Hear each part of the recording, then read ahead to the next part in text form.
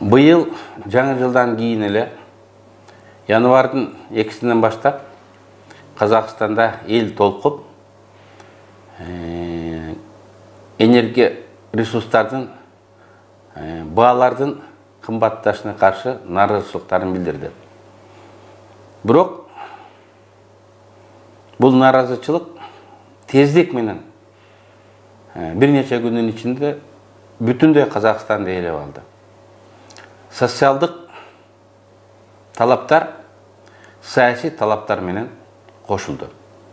Биз кыргызстандыктар Казакстандагы окуяларды кызыгуу жана тынчсыздануу менен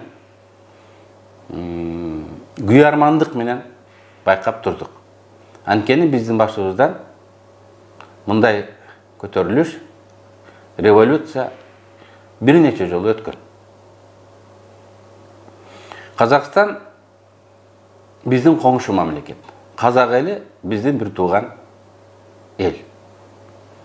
Ошондуктан биздин тынчсызданганыбызды түшүнсөк болот. Казакстанда 30 жылдан ашык Назарбаев жана анын кланы башкарып келе жатат. Казакстанда авторитардык жеке адамдын бийлиги орнотулган. Казакстан территориясы боюнча 5 Франция, эбегейсиз территория. Геостратегиялык маанилүү орунду ээлеген. Жер алдында эбегейсиз көп кен байлыгы бар. Бул энергия ресурстар, көмүр, газ, нефть, уран, түстүү металлдар жана башкалар. Бирок табигый байлыктар, миллиарддаган доллар турган табигый байлыктарды олигархтар жана чет элдик компаниялар өз кызыкчылыгына тоноп келе жатат. Жеке бийлигин сакташ үчүн Назарбаев универсалдуу аракеттерди жасады. Универсалдуу дегеним бардык диктаторлор өз жеке бийлигин сактап калыш үчүн бирдей чараларды көрүшөт. Бул өлкөдө сөз эркиндигин кыскартат, саясий эркиндиктерди чектейт, саясий оппоненттерди жок кылат. Жетекчиси жок калган эл жеке бийликке баш ийет. Казакстандагы акыркы болгон окуялар Казакстанда жалпы республикалык бардык эл ишенген, ынанган, тааныган оппозициялык лидер жок экендигин көргөздү. Чын эле ал кайдан пайда болмок эле? Барын Назарбаев жок кылса, барын куугунтуктаса, өзүнөн башка лидер калган эмес. Эл тааныган, тажрыйбалуу, билимдүү, патриот оппозиция бул улуттук байлык. Мен жанагы санаган энергия ресурс, алтындан баштап башка түстүү металлдардан кем калбаган байлык.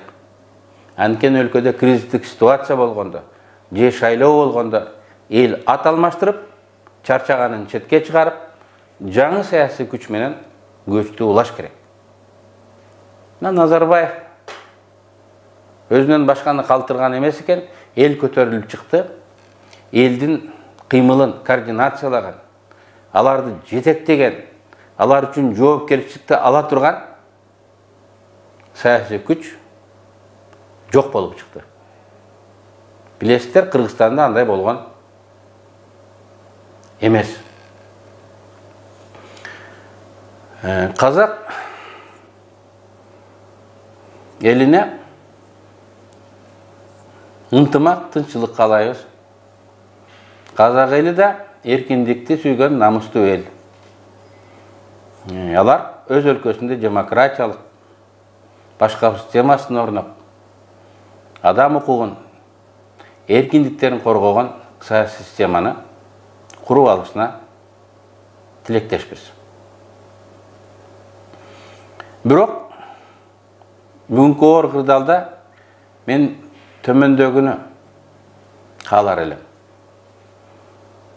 Жергиликтүү протесттик лидерлери, өкмөт өкүлдөрү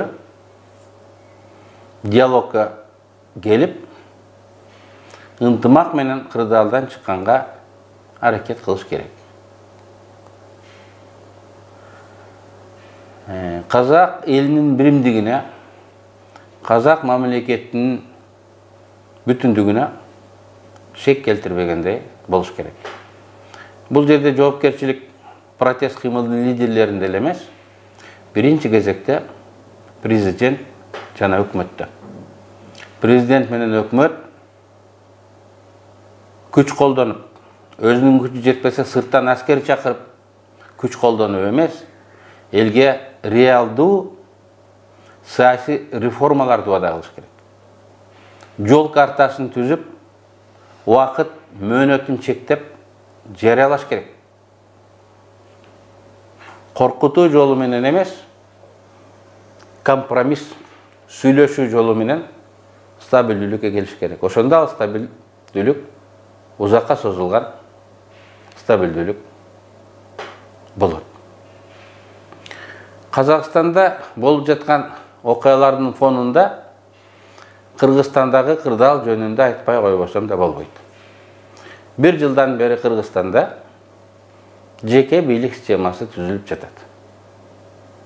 Мен жана айткандай, жеке бийликти түзүү жана кармап калуу үчүн универсалдык чаралар колдонулат. Бул сөз эркиндигин чектөө, саясий эркиндиктерди чектөө, саясий оппоненттерин эл душманы деп жарыялап, аларды кысымга алуу, куугунтуктоо, камоо Кыргызстандан сүрүп чыгар. Ошондо мен жана айткан улуттук баалуулук, улуттук байлык деген оппозициялык реалдуу саясий күчтөр Кыргызстанда жок калат. Ат алмаштырганга мүмкүнчүлүк жок болот. Бүгүнкү Казакстандын кырдаалы башыбызга келип, чет элден аскердик жардам сурап, биздин үйүбүздө тынчтык орнотуп бергиле, бизди жараштырып бергиле деп жалдырап калабыз. Мен айткандай, бир жылдан бери үй бүлөлүк авторитардык жеке бийликти түптөө аракети болуп жатат. Президенттик шайлоонун, кийин парламенттик шайлоонун катышуучусу, бүгүнкү бийликтин келишкис сынчысы Бакыт Калмаматовду негизсиз, орунсуз айыптоолор менен камакка алышты. Мен муну туура эмес деп баалоо менен оппозициялык күчтөрдү коркутуу амалы. Эгер ушул ыкма өтүп кетсе, башка оппозициялык күчтөрдү дагы укурук салып, чектөө аракети катары баалайм. Бир жылдын ичинде Кыргызстанда бир топ адамдар саясий өңүт менен айыпталып, саясий негизде камалып отурушат. Кыргызстанда саясий туткундар пайда болду. Алардын бир тобу баарыбызга белгилүү. Бул Жеңиш Молдохматов, Тилахмат Күрөнов, Курстан Асанов, Кутумедин Базаркулов жана башкалар. Бийлик аларга коюп жаткан айыптарын элге ачык айтып, ачык сот процессинде эгер алардын күнөөсү болсо мойнуна коюш керек. Ага чейин алардын эркиндигин чектеп, камакка алуусу бул оппозициялык күчтөрдү коркутуу, үркүтүү методу экенин деп эсептейбиз. Биз кыргызстандыктар, казак туугандарыбызга тынччылык, биримдик, ынтымак каалап, бирок алардын окуясынан өзүбүз сабак алышыбыз керек.